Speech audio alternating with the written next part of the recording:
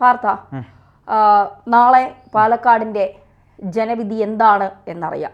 ഇനി കാത്തിരിപ്പിന്റെ നിമിഷങ്ങളാണ് സ്ഥാനാർത്ഥികൾക്കും കേരളത്തിലെ ജനങ്ങൾക്കും മുഴുവനും. തീർച്ചയായും ഇതിനിടയിൽ ഏറ്റവും കൂടുതൽ ചർച്ചയായ വിഷയം സന്ദീപ് വാര്യർ തന്നെയാണ്.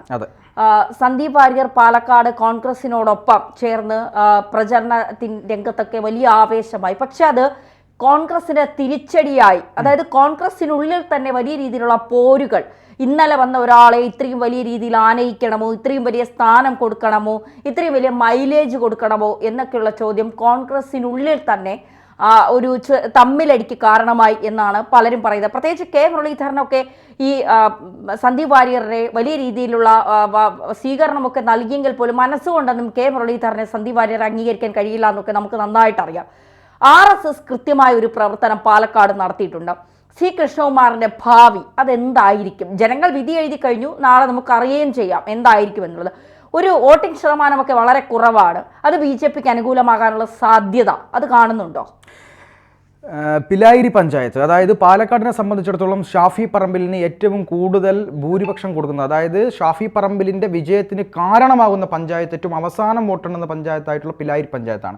അവിടെ നിന്നാണ് ഈ നഗരമേഖലകളിൽ 6000-ൽ പരം വോട്ട് BJP ലീഡ് ചെയ്യുന്നിടത്തു നിന്ന് അതിനെ ഏകദേശം 3500 വോട്ടാക്കി കുറയ്ക്കാനുള്ള ഒരു ഭൂരിപക്ഷം പിലായിരിയിൽ നിന്നാണ് കിട്ടുന്നത്. പിലായിരി പഞ്ചായത്ത് എന്ന് പറയുന്നത് UDFിൻ്റെ ഒരു ശക്തി കേന്ദ്രമാണ്. അവിടെ നല്ല CPM അനുഭാവികളുമുള്ള സ്ഥലമാണ്. CPM പിലായിരിയിൽ ഷാഫിക്ക് വോട്ട് മറയ്ക്കുന്നു എന്നുള്ളത് പരമമായ പച്ചയായ സത്യമാണ്. അവിടെയുള്ള എല്ലാ ആളുകൾക്കും അറിയാവുന്ന ഒരു കാര്യം തന്നെയാണ്. പക്ഷേ ഇപ്രാവശ്യം പിലായിരിയിൽ എന്ത് സംഭവിച്ചു എന്നുള്ളതാണ്.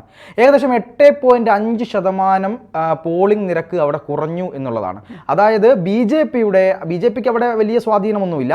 പക്ഷേ കെ സുരേന്ദ്രൻ നേരിട്ട് പിലായിരിയിൽ പോയി നിരന്തരമായി നിന്നുകൊണ്ട് വർക്ക് നടത്തുകയും അടുത്തിട്ട് വർക്ക് നടത്തുകയും അവിടെ CPMുമായി ബന്ധപ്പെട്ട് അവിടെ അഭിപ്രായ വ്യത്യാസമുള്ള ആളുകൾ, കോൺഗ്രസുമായി ബന്ധപ്പെട്ട അഭിപ്രായ വ്യത്യാസമുള്ള ആളുകൾ, നിഷ്പക്ഷരായിട്ടുള്ള BJPയുടെ വോട്ടുകൾ എല്ലാം ഉറപ്പിക്കുന്നതിന് വേണ്ട പ്രവർത്തനങ്ങൾ കെ സുരേന്ദ്രനും അദ്ദേഹത്തിൻ്റെ ടീമും, അദ്ദേഹവുമായി ബന്ധപ്പെട്ട അഭിപ്രായ വ്യത്യാസമൊക്കെ ഉണ്ടെങ്കിലും അവിടെ വളരെ കൃത്യമായി അദ്ദേഹം ചെയ്തിട്ടുണ്ട്. അതിൻ്റെ ഭാഗമായി BJPയിലേക്ക് വരേണ്ട വോട്ടുകൾ പിലായിരിയിൽ കൃത്യമായി പോൾ ചെയ്യപ്പെട്ടിട്ടുണ്ട് എന്നുള്ളത് തന്നെയാണ്. പക്ഷേ കുറഞ്ഞ വോട്ടുകൾ ആരുടേത്? 8.5% വോട്ട് കുറയുക എന്ന് പറഞ്ഞാൽ ഏകദേശം 8000-ൽ പരം അല്ലെങ്കിൽ എനിക്ക് തോന്നുന്നു 8000 മുതൽ ഏകദേശം 14000 വോട്ട് അവിടെ കുറഞ്ഞു എന്നുള്ളതാണ് നമ്മൾ മനസ്സിലാക്കേണ്ടത്. അങ്ങനെ ഒരു 8000-നടുത്ത് വോട്ട് കുറഞ്ഞിട്ടുണ്ടെങ്കിൽ അത് UDFിൻ്റെ വോട്ടാണ്, CPMൻ്റെ വോട്ടാണ്.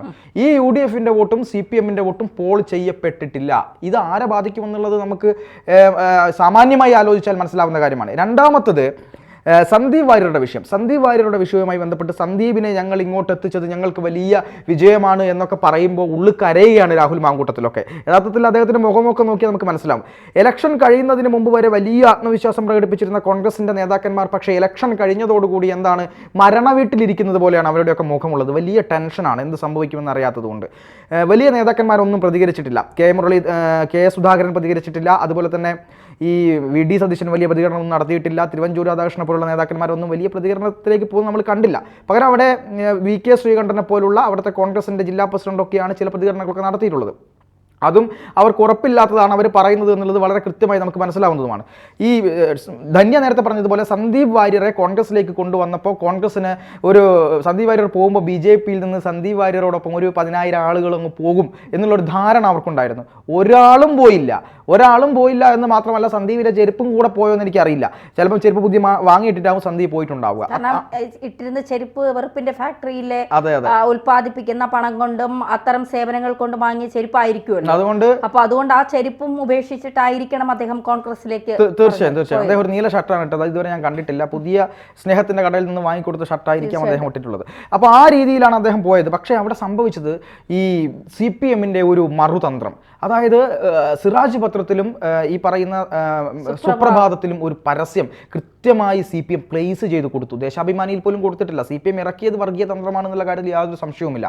പക്ഷേ സന്ദീപ് വാര്യർ പറഞ്ഞ ഓരോ വാചകങ്ങളും എടുത്തുകൊണ്ട് അവർ പത്രപരസ്യം കൊടുത്തു. ഈ കാളകൂട വിഷത്തെയാണോ കോൺഗ്രസ് സ്വീകരിക്കുന്നത്? അതായത് യാഥാസ്ഥിതികരായിട്ടുള്ള മുസ്ലിം സമൂഹത്തിൽ സന്ദീപ് വാര്യരോട് വലിയ ദേഷ്യമുണ്ട്, വലിയ വെറുപ്പുണ്ട്. എല്ലാവരും ഒന്നും അങ്ങനെ സന്ദീപ് വാര്യരെ സ്വീകരിക്കില്ല. ഈ വിഷത്തിന് എന്തിനാണ് ഇങ്ങോട്ട് സ്വീകരിച്ചത്, ഒരു ദിവസം കൊണ്ട് ആളുകളുടെ മനസ്സ് മാറൂല എന്നൊക്കെ ഏതൊരാൾക്കും അറിയാം. നമ്മളൊക്കെ മനുഷ്യന്മാരാണല്ലോ, ഏതൊരാൾക്കും അറിയാം. അങ്ങനെ അറിയാവുന്നത് കൊണ്ട് തന്നെ ഈ പരസ്യം കണ്ടതോടുകൂടി കാശ്മീരിലെ ആളുകളെ കൂട്ടക്കൊല ചെയ്യണമെന്ന് സന്ദീപ് വാര്യരുടെ പോസ്റ്റ് ചർച്ചയാവുന്നു. വന്നു. അതൊക്കെ കാരണം കോൺഗ്രസിലെ ഒരു വിഭാഗം അസംതൃപ്തരായി നിൽക്കുന്ന ഒരു വിഭാഗം ഉണ്ടായിരുന്നു. അത് ഇസ്ലാം, അതായത് മുസ്ലിം വോട്ടിൽ, ന്യൂനപക്ഷ വോട്ടിൽ വളരെ കൃത്യമായ ഡിവൈഡിങ് സരിനിലേക്ക് പോയിട്ടുണ്ട് കുറേ വോട്ടുകൾ എന്നാണ് ഞാൻ മനസ്സിലാക്കുന്നത്. രണ്ടാമത്തത്, രാഹുൽ മാങ്കൂട്ടത്തിൽ അവിടെ സ്ഥാനാർത്ഥിയായി വന്നതോടുകൂടി അവിടെയുള്ള പല ആളുകൾക്കും വലിയ രീതിയിലുള്ള അഭിപ്രായ വ്യത്യാസമുണ്ടായി. അടിത്തട്ടിലോളം പ്രശ്നങ്ങളുണ്ടായി. 10ഓളം ആളുകൾ പാർട്ടി വിട്ടു, സരിൻ ഉൾപ്പെടെ. ഈ 10ഓളം ആളുകളും സരിനും പാർട്ടി വിട്ടപ്പോൾ അവരുടെ കൂടെ ഏകദേശം ഒരു 10-50 പേരെ അവർക്ക് സ്വാധീനിക്കാൻ കഴിയുമല്ലോ. 50 പേരെയെങ്കിലും സ്വാധീനിക്കാൻ കഴിയും. ഈ 50 പേരെ അവരുടെ കുടുംബത്തിൻ്റെയും വോട്ട് നഷ്ടപ്പെട്ടാൽ തന്നെ രാഹുൽ മാങ്കൂട്ടത്തിന് ഒരു മൈലേജ് കുറഞ്ഞു എന്നുള്ളത് തന്നെയാണ്. അവരുടെ ഇന്റേണൽ കോൺഫ്ലിക്റ്റ്, അതായത് ഇന്റേണൽ ആയിട്ടുള്ള പ്രശ്നങ്ങൾ വളരെ കൃത്യമായി അവിടെ പ്രതിഫലിച്ചിട്ടുണ്ട് എന്നുള്ളത് തന്നെയാണ് മനസ്സിലാക്കുന്നത്. പിന്നെ സരിനുമായി ബന്ധപ്പെട്ട് സരിന് പിന്നെന്താണ് CPM-ന്റെ വോട്ട് കൃത്യമായി സരിനിലേക്ക് പോൾ ചെയ്യപ്പെടാൻ വേണ്ടി CPM ശ്രമിച്ചിട്ടുണ്ട്. ഇല്ലെങ്കിൽ അവിടെ CPM ഇല്ലാതാകുന്ന അവസ്ഥ, കാലങ്ങളായി മറച്ചുകുത്തി ഇല്ലാതാകുന്ന ഒരു അവസ്ഥയുണ്ട്. ഇതൊക്കെ വെച്ച് നോക്കുമ്പോൾ കൃഷ്ണകുമാറിന് ഒരു സാധ്യതയുണ്ട് എന്നതാണ് മനസ്സിലാക്കുന്നത്. പക്ഷേ ഈ തെരഞ്ഞെടുപ്പ് പ്രവചന വിദഗ്ധനായിട്ടുള്ള CP റാഷിദ് അടക്കമുള്ള ആളുകൾ രാഹുൽ മാങ്കൂട്ടത്തിൽ 8000-നും 5000-നും ഇടയ്ക്കുള്ള വോട്ടിൽ ജയിക്കുമെന്നൊക്കെ പ്രവചിച്ചിട്ടുണ്ട്. എല്ലാം അദ്ദേഹത്തിൻ്റെ ഇതുവരെയുള്ള കാര്യങ്ങളെല്ലാം കറക്റ്റാണ്. എന്തായാലും കൃഷ്ണകുമാറിന് ഒരു എഡ്ജുണ്ട് എന്ന് തന്നെയാണ് ഞാൻ മനസ്സിലാക്കുന്നത്. തീർച്ചയായിട്ടും ഇപ്പോൾ കൃഷ്ണകുമാർ 1ാം സ്ഥാനത്തേക്ക് വരുമോ 2ാം സ്ഥാനത്തേക്ക് പോകുമോ നമുക്കറിയില്ല. പക്ഷേ BJPയുടെ ഒരു വോട്ടിംഗ് ശതമാനം കൂടും എന്നുള്ള കാര്യത്തിൽ ഇത്തവണ സംശയമില്ല. ഈ സരിന്റെ കാര്യം പറഞ്ഞതുപോലെ സരിൻ പോയപ്പോൾ കൂടെ പോകാൻ 10 പേരെങ്കിലും ഉണ്ടായിരുന്നു. മാത്രമല്ല ചാണ്ടി ഉമ്മൻ 2 ദിവസങ്ങൾക്ക് മുൻപ്, തെരഞ്ഞെടുപ്പിന് 2 ദിവസങ്ങൾക്ക് മുൻപ് CPM-ന്റെ ഇന്ത്യക്ക് കേരളത്തിന് പുറത്തുള്ള നേതാക്കന്മാരുമായി, ജാർഖണ്ഡിലെ നേതാക്കന്മാരുമായി ഇട്ട പോസ്റ്റ് ഒരു വളഞ്ഞു മൂക്കിപ്പിടിയാണെങ്കിൽ പോലും അത് സരിനെ നിങ്ങൾ വോട്ട് ചെയ്യൂ എന്നുള്ള ഒരു നിലപാടിൽ അത്തരത്തിൽ ജനങ്ങൾക്ക് തോന്നിയിട്ടുണ്ടെങ്കിൽ, പ്രത്യേകിച്ച് ഉമ്മൻചാണ്ടിയെ പോലെ ആളുകൾക്കും വളരെ ഇഷ്ടമാണ് ചാണ്ടി ഉമ്മൻ്റെ ഒരു രീതിയും സ്വഭാവവും. ഇപ്പോൾ രാഹുൽ മാങ്കൂട്ടത്തിൽ പത്മജ വേണുഗോപാലിൻ്റെ അച്ഛനും അമ്മയ്ക്കും പറഞ്ഞപ്പോൾ ചാണ്ടി ഉമ്മൻ പറഞ്ഞത് എന്താണ്? ഇഷ്ടമുള്ളവർ പോട്ടെ, അവർ പോയെന്നും പറഞ്ഞ് പാർട്ടിക്കൊന്നും സംഭവിക്കാൻ പോകുന്നില്ല, അവർ നിൽക്കുന്നു എന്ന് പറഞ്ഞിട്ട് അവർക്കും പ്രത്യേകിച്ച് ഗുണമൊന്നുമില്ല എങ്കിൽ തീർച്ചയായിട്ടും അവർക്ക് ഒരാൾക്ക് ഏത് പാർട്ടിയിൽ വേണമെങ്കിലും എപ്പോൾ വേണമെങ്കിലും പോകാം. അതിലൊന്നും ആരും തടസ്സം പറയുക, ആരും അനാവശ്യങ്ങൾ പറയേണ്ടതിൻ്റെ കാര്യമില്ല. അന്ന് രാഹുൽ പറഞ്ഞതിനെ കൃത്യമായി രാഹുലിന് കൊടുത്ത, പത്മജ വേണുഗോപാലിന് അല്ല, രാഹുലിന് ചാണ്ടി ഉമ്മൻ കൊടുത്ത മറുപടിയാണ്. ഇപ്പോൾ ചാണ്ടി ഉമ്മനെ പോലെയുള്ള യുവ നേതാക്കൾക്കൊന്നും മാങ്കൂട്ടത്തിന് വലിയ രീതിയിലുള്ള താല്പര്യമില്ല എന്നുള്ളതാണ് യാഥാർത്ഥ്യം.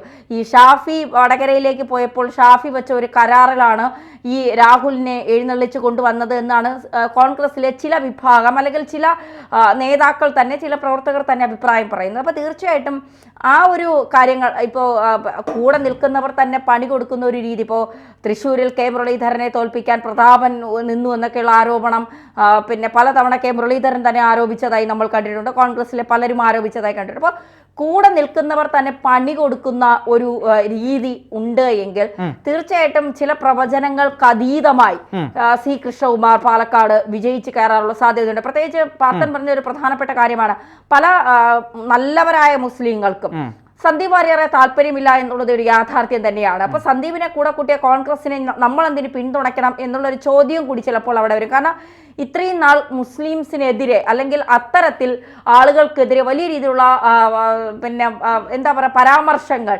വളരെ മോശപ്പെട്ട പരാമർശങ്ങളൊക്കെ പാർട്ടിയിൽ നിന്നുകൊണ്ട്, അത് പാർട്ടിയുടെ അഭിപ്രായം അല്ലെങ്കിൽ പോലും പലപ്പോഴും സന്ദീപിൻ്റെ അഭിപ്രായങ്ങളായി സന്ദീപ് ഫേസ്ബുക്കിലൂടെ അറിയിച്ചിട്ടുള്ളതാണ്. ആ സന്ദീപിന് എങ്ങനെയാണ് പാണക്കാട് തങ്ങളെയും ജെഫ്രി തങ്ങളെയും ഒക്കെ പോയി കാണാനുള്ള മനസ്സുണ്ടായത് എന്ന്, ലേശം ഉളുപ്പെങ്കിലും വേണ്ടേടെ എന്ന് ചോദിക്കുന്നത് പോലെ സന്ദീപ് എന്താണ് ഉദ്ദേശിക്കുന്നതെന്ന് നമുക്കിപ്പോഴും ഇല്ല. പക്ഷെ RSS അടിത്തട്ടിൽ നിന്നുകൊണ്ട് കാര്യമായ വർക്ക് നടത്തിയിട്ടുണ്ട്. ഹരിയാനയെ പോലെ ഒരു അട്ടിമറി, അല്ലെങ്കിൽ ഹരിയാനയെ പോലെ ഒരു വിജയം നമുക്ക് പാലക്കാടും പ്രതീക്ഷിക്കാം എന്ന് തന്നെയാണ് ചില രാഷ്ട്രീയ നിരീക്ഷകർ നൽകുന്ന സൂചനകൾ. തീർച്ചയായും.